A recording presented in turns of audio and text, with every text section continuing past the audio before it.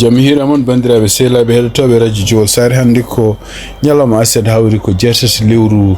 novembre hitande ujunnaji ɗiɗi nogas e joyyi habaruji mon e ɗemgal Puaar ɗum noon ko habaruji men hannde guidoɗen habaruji international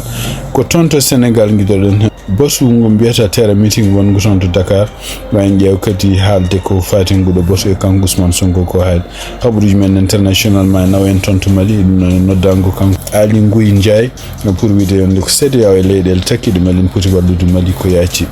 habaruji men cakkitorɗen habaruji meɗen ko habaruji men ɗo e États-Unis ɗum noon ko kanko Donald Trump ko yalti toon to Washington e wayno ko ɓe pelliti wiide wonde ko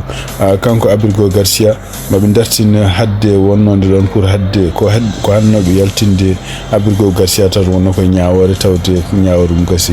habaruji men toon to États-Unis hannde hono wayno ko kanko gouverneur mo Californie o ñalli ko toon to Texas ɗum noon ko toon to Houston ɗum noon kadi ko campagne gonaɗo oɗo sa joni pour ko ummonno kanko pour militaire ɗum noon ko woteji baɗoji e hitande ujunnaji ɗiɗi nogas jeegom pour ko fati sarɗiyankoɓe kono noon wayno ko yimɓe heɓe woni toon Texas surtout en kañumen koye men ɗaminiɓe wonde candidat ene wayno ko kañumen gummini ko candidat pour kanko Gavin Newsom pour yo won candidat e hitande ujunnaji ɗiɗi nogas jeetati ɗum woni titre uji men ɓurɗi mawnude oɗo journal ma gartu joni e desuji mon siftini ɗon tan hannde ko aset hawri ko jeetati lewru novembre hitande ujunnaji ɗiɗi nogas e joyyi ma gartu joni joni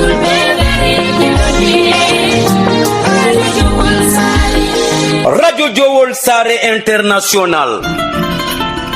dole lingu gondia kono dole Radio Jowol Sare ko hettuyankoɓe mum Amérique, Asie, Océanie, Europe, Afrique no keɗo Radio Jowol Sare International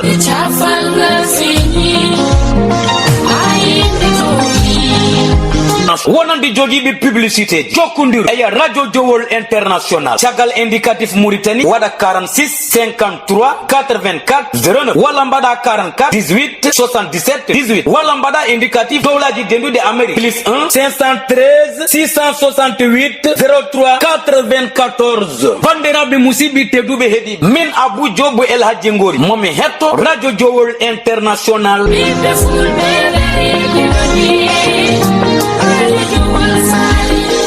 bandiraɓe sehilaɓe heɗotoɓe radio Jowol Sare habaruji men international mbinɗen ni ko Sénégal tan kaɗaten ɗum noon ko kanko discours makko kanko Ousmane Sonko siftini ɗon tan ko hannde ñalawma jeetati lewru novembre kanko Ousmane Sonko ene wayno ko noddino kala yimɓe jeeyaɓe Pastef ɗum noon ko yiya en ko autoji e bisuji kewɗi gommiɗi e nder leydi ndi foof e surtout en toon to diwan Casamance e toon to diwan kadi ko takkiɗo ko fate Dakar ɗum noon wayni ko yimɓe arɓe noosiɓe boto makko walla kanko ɗum ɗo dental makko kanko Ousmane ɗum noon ko ene wayni ko leƴƴi ɗi fof noosima kono noon ene wayni ko Ousmane Sonko wawi wullitade hen gueɗe kewɗe ɗe ganduɗa ene welanimo e oɗo saha joni e laamu mabɓe min koɓe jogui ngu tuggi koɓe laami ɗum noon caggal ndeɓe lomti hono kanko ancien président Macky Sall o haali hen gueɗe politique o haali hen gueɗe économie o haali hen kadi gueɗe gondigal parti Pastef e parti ji goɗɗi walla yimɓe woɗɓe taw ko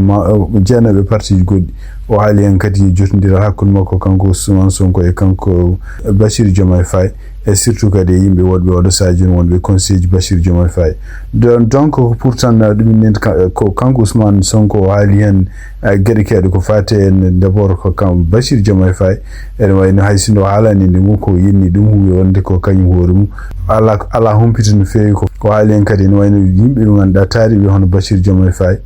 surtout wayno ko conseil ji mum e wayno kadi won ministre uji won e ɗum noon surtout en ko jofere en ko kanko Abdourahmane Diouf ɗum noon ko neɗɗo jeeyaɗo awelle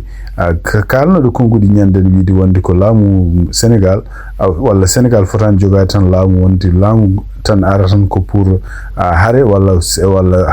laamade dow cemte walla laamade dow wiide kandi ene watto yimɓe wayi ɗum ɗon ko hunde no moƴƴani kadi o wino kanko Abdourahmane Diouf justice no wawi waɗede ɗum kono noon ene wayni ko neɗɗo kadi gardiɗo leydi walla kadi laamiɗo no foti miijaade hen saji yafaade. Donc kanko Ousmane Sonko haali on ɓeeɗon o wi wonde ko yimɓe ɓe gona sincére en, wona yimɓe gongiranteɓe, wona yimɓe kadi fotɓe hoolede no poti yaltinede gouvernement. Ɗum noon ko yiɗi wiide tan ko en wani ko gouvernement mo Sénégal foti wonde tan ko yimɓe ɓe ganduɗa en taw kamɓe ko membre uji Pastef ɓeɓe kooli ko ɓen poti wonde gouvernement. O haali hen kadi ko fate justice en wayni ko e wiide makko kanko Ousmane Sonko justice gonɗo toon noon surtout toon to Cour suprême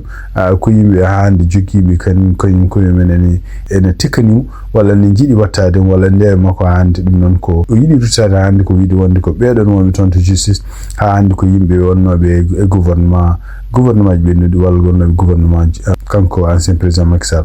Donc e kanko Ousmane Sonko hayso haalani inde justice en ɓe o wi wonde koye alay sago ɓeeɗo fof no poti fittede guitte ɗon pour waɗ ɓe ngare mbaɗe ɗon. ɗum ɗo fof noon e tumnade kadi janiyankoɓe kalata ko wonde kanko Ousmane Sonko ko daratan tan joni ko tawde Cour suprême mo Sénégal kadi en wayni ko conseil constitutionnel kañum koyemin kaalin mbi wonde ko loi mo Sénégal hankadi rokkani mo kanko Ousmane Sonko gonga pour wonde o wona candidat. Donc ɗum woni peeje makko oɗo sa joni ko yimɓe woni toon de justice fof yo momte. Kanko Ousmane Sonko kadi wurtima ko fate en gondigal social et surtout en ko fate en opposition. wi ko opposition ala oɗo sa joni Sénégal e neɗɗo gañƴo Sénégal walla mo Sénégal foti añde walla ennemi Sénégal ko Macky Sall. ɗum ko on tan woni probléme Sénégal. Ousmane Sonko wi wonde ko so tanko Macky Sall ummaki toon to Maroc artirade to Sénégal en wani Sénégal jogorani deeje. Kanko Ousmane Sonko kadi no mbiɗen ni ko fate en coalition hakkunde Bassirou Diomaye Faye e kanko Ousmane Sonko o wi ko coordinatrice bawɗo wonde tan en wani ko kanko Aïda Mbodj on tan woni coordinatrice mo ganduɗa e kanko Ousmane Sonko omo heftini. Donc ɗum noon wi wonde ko alay sago ko yimɓe Bassirou Diomaye Faye e laamu ngu fof watte hen haqqille. Kanko Ousmane Sonko kadi wi wonde ko omo namdi omo ñaagui yimɓe Pastef naɓe fof yo goto fof ara ƴeewa beele daña poste taw koye laamu ngu jogo responsabilité. ɗum noon ko widde tan wonde ko kamɓe Pastef yo ɓeydo ko continde jogade laamu ngu. wonde kanko Ousmane Sonko kadi o wi omo continue hande invité walla ñaagade hon Bassirou Diomaye Faye yo continue wonde parti Pastef e ɗum noon kadi yo respecte kuule ɗi ganduɗa en kamɓe Pastef ne ɓe jiiɗi laamorade. kono noon kanko Ousmane Sonko o heftini o wi wonde ko en waɗi yimɓe wonɓe meɗen wonɓe gouvernement men ene waɗi ko kañumen koye men ganda ni holko woni ardade leydi laamu no laamorte. Donc o siftini Bassirou Diomaye Faye wonde ko situation moɓe kefti walla moɓe doni e laamu ɓennungo ko situation catastrophique. kanko Ousmane Sonko kadi omo continue hande wiide wonde ko régime hon Macky Sall ko bonande woppaniɓe e ɗum noon kadi omo continue hande wiide Macky Sall ko gujjuɗo leydi ndi après jogi yalti leydi muɗum. o wi yonti hankadi nde kala yimɓe ɓe ganduɗa tumaɓe ene waɗi ɗeɗo gueɗe kañumen koye men mbaɗe kaso. o wi kadi ene wayni ko kanko Ousmane Sonko kadi o wi wonde ko kala ko neɗɗo mo gonɗinani ko fate ñamale ɗe biyeteɗe ko cuuɗaɗe ɗe ɗum noon ko ñamale ɗeɓe takki wonde ko Macky Sall walla laamu muɗum ñamlima kalis kewɗo. ɗum noon kalis o kadi e wayno ko wallodiri e FMI pour ko suuɗa. o kala mo gonɗinan ɗum ɗon on foti nawede ko kaso. kanko Ousmane Sonko kadi o haali wi wonde ko FMI ene wayno ko kañum hoore mumen foti jabde famde koɓe kalata ko ñamale ɗeɓe ñamata ɗo foof foti wallodirde maɓe ko plan ji holno ɓe mbawi dandirde leydi Sénégal. kono noon e wayno ko hande FMI omo faami FMI e banque mondiale e organisation ngaji goɗɗi ganduɗa joguiɗi kalisaji ɗi foof ɓe potani kontude tan à 100% ɓe pawa mumen omo andi eɓe leydi Sénégal ene wawi dépendade hoore mum taw dépendaka e goto. ɗum noon e wiide makko kanko Ousmane Sonko o wi wonde ko kanko Ousmane Sonko o haali kadi o wi wonde ko mo propose wonde ko comité ma waɗe ko comité o taw ko ngalluji budget ji pour wawde ɓedde kala ko dépense uji mbaɗete toon Sénégal taw ɗiɗon dépense uji ko ganduɗa ɗi gonani cohlaɗi no fewi. ɗum noon pour wallude état o yaarude yeeso. ɗum noon kadi en wayni ko oɗon comité so waɗama kadi ene ma waɗi hen bureau kañum ko toppiti ko fate kala ko sodete. kanko Ousmane Sonko noon en wayni ko continue kadi artude kadi e justice. o wi justice mo leydi Sénégal jeeyi ɗum ko ɓiɓɓe Sénégal. ɗum noon en wayni ko justice koko jogori continuité waɗede ɗum noon ha gonga yalta. ko fate petrol e ko fate gaz kanko Ousmane Sonko kadi o haali o wi wonde omo jogui jungo makko rapport mo ganduɗa en rapport général baɗaɗo taw rapport o kadi ko kanko hoore makko mo jogui caɗele ni e janngude ɗum tellement ko rapport o ni waɗi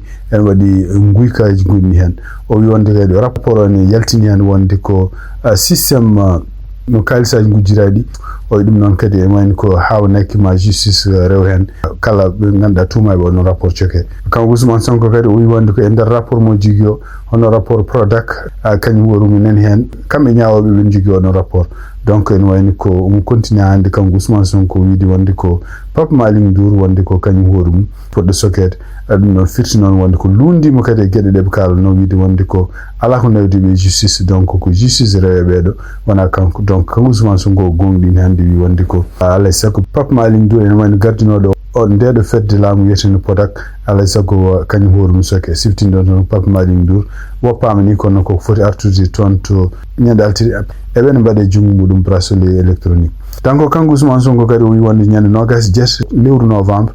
maɓe ndendu kadi mbaɗa dental mongal kadi dental ngal kadi ko ɗaɓɓude o woni yimɓe ɓe ganduɗa en lebtanoɓe walla collége men waranoɓe walla nangganoɓe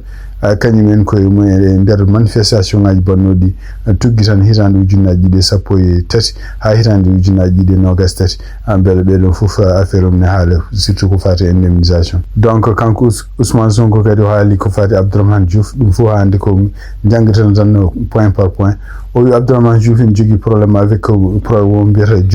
jubal jabanti oɗo programme noon so tawi Abdourahmane Diouf famani ɗum oɗo programme woni koye administration leydi Sénégal partout kadi ɗo wawi ɗo kamɓe laami ɗo jeehi eɓe poti ɓe respectude oɗon programme donc ko ɓuuri wonde konnguli ɗe rewata tan hannde ko kanko wiide wonde ko justice mo leydi Sénégal ene foti lawƴede ha laaɓa o yiɗi wonde ko justice toon ɗum noon ko guila cour suprême ha e conseil constitutionnel yimɓe wonno toon ko taw ko yimɓe engagé e kadi yiɗɓe programme mabɓe donc Ousmane Sonko ene wayni ko en conclusion tan o wi wonde ko leydi Sénégal ala opposition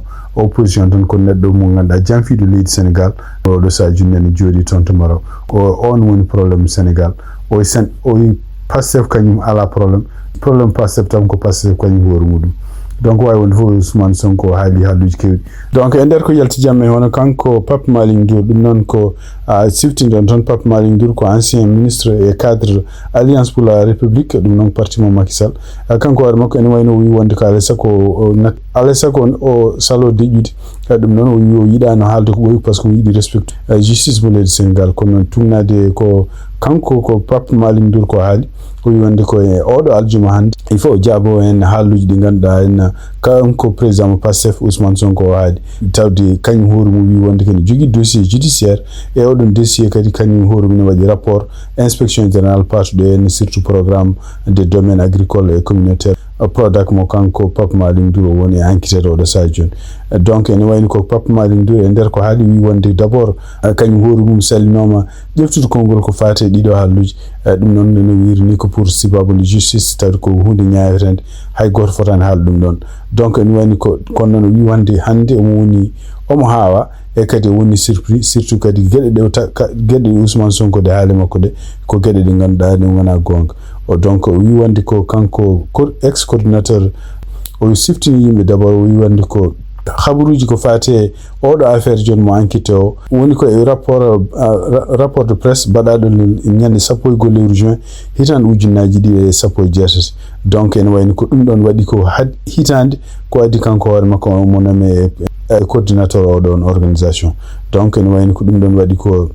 kanko o nama ko hitande ujunnaji ɗiɗi 19 kanko Pape Malick Ndour o siftini donc o wi wonde ko kala ko gueɗe kalateɗe ko fate ndeɗo fedde laamu wiyeten Prodac ɗum ɗo ko hunde wande déjà guila kanko hoore makko o arani toon donc Pape Malick Ndour kadi haali wi wonde ko inspecteur des finances présenté oɗon rapport hono kanko Samba Lawɓe Dieng ene wayno sankima guila lewru octobre hitande ujunnaji ɗiɗi 17 donc ɗum noon ene wayno ko odon sanki ko lebbi jeetati hade kanko Papa Malick Ndour kanko war makko hoto ade makko jeftude liggey e odon compagnie kanko Papa Malick Ndour namdi wi jon o donc holno dum wonirta wonde ko ni wani ko so tawi Ousmane Sonko wi wonde ko neddo maydo déjà gille kanko war makko no maka odon poste ko kanyum takkimo wi wonde wadi won gede won ko fati odo compagnie British product o dum do ko wudi ni ganda neddo jogida gille foran fam dum non donc wi wonde ko kanko Papa Malick Ndour beytan wi wonde ko omo siftina hande wonde ko kala ko fate dido rapportage kanko war makko jokkondire Cheikh Diba woni ko kanyum woni ministre député fate finance e kanyum horu medi wonde ministre makko ministre e nder laamu Macky Sall e odon sa hakkunde hitandu jinnaji de sappo jeetati hitandu jinnaji sappo jeenayi donc wi wonde ko kanko Papa Malick Ndour omo jogi hande kanko war makko compte rendu réunion ngaji hebdomadaire badadi taw ko ardi dum ko hono kanko Cheikh Diba e dum non didon bortuji badano ko talaata fof e dum non kede yawnon sa kanko war makko kanko wonno secrétaire général odon département finance o dum do kadi ma confirme wonde ko tawdo mo jogi didon rapportage compte rendu ji di ganda badanodi taw ko Cheikh Diba arno dum ma confirme wonde ko odon sa kanko war makko wonno ko tonto ko poste économiste o wonno tonto ministère économie o wonano odon sa coordinateur product donc dum do foko hundi ni ganda en kanko ko Papa Malick widan haaldum o donc ala ko jogi ko suudat o ala kadi ko jogi ko yida yimbe ganda kono yidi ko gonga haale donc tawde hande ko wonti ko pour wadde penal mu wadde politique donc ala se ko gonga haale donc kanko Papa Malick dum non e wayni ko mo holi mo jogi holare mo wonde fate justice Sénégal omo jogi holare mo wonde fate nyaawo wonde tonbe donc woni o haydara o yenandum kon non ko sibabu Ousmane Sonko ari il faut ko haaldido haaluji donc dum kadi ko réponse mako binda ton Seneweb taw report dum ko kanko Aminata Sarr ko fati hande tera meeting mo kanko Ousmane Sonko siftin don tan ko yimbe be keewin feyi yimbe be kadi no wayno ko gila hanki hono kanko préfet mo Dakar godde bonnode wadde ton to Dakar en wayno ko kanko préfet ko calino dum non e wayno ko gendarmerie ji gonno ton tunnale hande ko yalti hono kambe gendarmerie yi en wayno be peccino kala ko jide denti godde badanno de kadi dum fo non ko hadde wonde ko to pelbundir wadde ton kono way won fo yimbe hewbe nanganobe ton tumnade hande ko windata son to Seneweb nanganobe fof en way goppama au moins yimbe jetta ko so famdi nanganoma hen takko ko gendarmerie nangi dumen donc ko jida réaction mudum hono kanko Yero Dia dum non kanko hoore makko meedi wonde toppiti do fati communication e gouvernement kanko Macky Sall o wadi réaction makko surtout en jabade hono Ousmane Sonko nde wi wonde ko kala kaldo biide wonde ko rapport nyamale cuudaade ngoden kany foti nawede ko kaso Yero Dia non o hebiti wonde dum do ko maali wonde ko kanko Ousmane Sonko hankadi ko kongol makko woni loi dum non ko dictature woni son e wiide makko kadi no wayni ko siftini wonde ko tonto France ono kanko wi wonde ko François Premier kany hoore mo wonna loi wi wonde ko kala ko haali dum woni loi donc soit Sonko kanyum wonti Sonko Premier wi ko kala ko woni opinion mudum wala kala ko miiju mo yaltini ko dum wonata loi dum non wi wonde ko kala hankadi kaldo ko fate rapport ko nawete kaso réaction goddo kadi pour réaction positive wonande Ousmane Sonko kono kanko mari gisanya e dum non kadi no wi kongol makko ngol haali taw kadi nan winda son poste makko média social o wonde ko yimbe be no keeri hande ni dum do ko démonstration de force holli wonde ko Sénégal fof wondi ko mabbe kambe Pastef o donc woni ko wonde ko namdima Pastef yo continue pousse programme mo jogi jubal jubanti mbele won Sénégal no wonta souverain su firti wonde ko Sénégal wasa dépendade kala ko wete bankuji banque mondiale ne fimi e kadi waawa jeftude gede mudum en charge dum non ko kanko Guimari Sagna haal dum non kadi ko report dum wal dum koy Abdoulaye Gadja Sarr a tonto Seneweb donc ko ay won fo en wayni ko balde garoji de ma yi hol réaction lamungu d'abord siftin don ko kanko Bashir Diomaye Faye o arani galdo dental e kadi mo continue hande tumnade hande khabruji gumiri son to journaux indépendant bi wonde ko mu continue hande wiide wonde ko aw laamoraki en tant que passé fo laamiri joni ko laamani ko Sénégal na fof dum non en ƴeewe ɗiɗi réaction ngaji so tawi kanko Bachir Diomaye Faye walla yimɓe liggotoɓe ma wonduɓe makko surtout ko wayno Mimi Touré en ko wayno Abdourahmane Diouf en e yimɓe waɗɓe walla yimɓe jeeyaɓe opposition holko jogori hol réaction mo jogori waade surtout tawde kanko Ousmane Sonko ko ɓuri hewde ko haali ko en ko menace uji walla ko rentinde Bachir Diomaye Faye e rentinde e sifti e tintinde kadi yimɓe ɓe ganduɗa en kala mo weldane makko ene wayno ko koppito ɗum donc a ƴeewe hol réaction ɓe jogori wadde tugui kanko Bachir Diomaye Faye ha e ministre uji ɗi ganduɗa en gondi koye makko walla ko yimɓe wonduno e Pastef ɓe jahani walla yimɓe wonɓe parti ji goɗɗi ko mbiyata coalition Bachir coalition Diomaye président taw kañum koye menen jeeya mallaɓe walla kamɓe ni cour suprême au Sénégal tawde kamɓe koye mabɓe inde mabɓe walla ɓe joofama hen pour wonde poti fittede habaruji men international cakkitoɗen ko toon to Mali tumnadi kadi e konngudi jaltude toon hono kanko ancien ministre Aliou Ngouille Ndiaye ñaguima CEDEAO e leyɗele takkiɗe Mali yo mbawa wallude Mali ko yacci guila wonani trop tard ɗum no fof no ari ko caggal nde faama hande oɗo ñalawma hande wayno leydi ndi nen ɓeydo wonde e nder caɗele ko fati ngal saabu oɗo saha joni kamɓe wadde muniyankoɓe eɓen continue hande hadde kala ko wiyete carburant nade toon e teskitede kadi ko kala leyɗele occidentaux ji mbawi wiide yimɓe men jaltu Mali ko yacci e ɗum noon kadi ko hunde nde ganduɗa jogorde nde andude caɗele mawɗe kanko Ali Ngoyi noon o wi wonde ko kamɓe jihadiste uji ɓe keftinani holko woni frontiére uji ni donc ɓe mbi wonde ko o wi wonde so tawi Bamako ma yani walla kamɓe jihadiyankoɓe ɓe kefti ɗum e ɗum noon firti wonde ko Afghanistan kesso ma jibine toon to Mali ɗum noon ne wayno ko Afghanistan jibinta toon Mali o noon wonno koye dame cuuɗi mabɓe ɗum noon firti wonde ko kamɓe Sénégal e kamɓe Mauritanie e kamɓe kadi leyɗele goɗɗe takkodirɗe e Mali o kamɓe poti yantodirde CEDEAO ɓe mbawa wallude Mali ko yacci ɗum noon ko noddango ngo waɗi kanko Ali Ngouille Ndiaye aɗa siftini ɗon tan mi annoɗo wonde ministre e gouvernement Macky Sall bandiraɓe sehilaɓe heɗotoɓe radio Jio Sare cakkitoɗen habaruji men ko ɗi États-Unis siftini ɗon tan ko kamɓe États-Unis oɗo ñalawma hande woni ñalawma 39 ko laamu fédéral uddidemi muɗum ɗum noon e wayno ko ɓuri woyede hande ko fate ko gueɗe ɗiɗi gueɗel ngel ko fate ñamde nde ganduɗa en kamɓe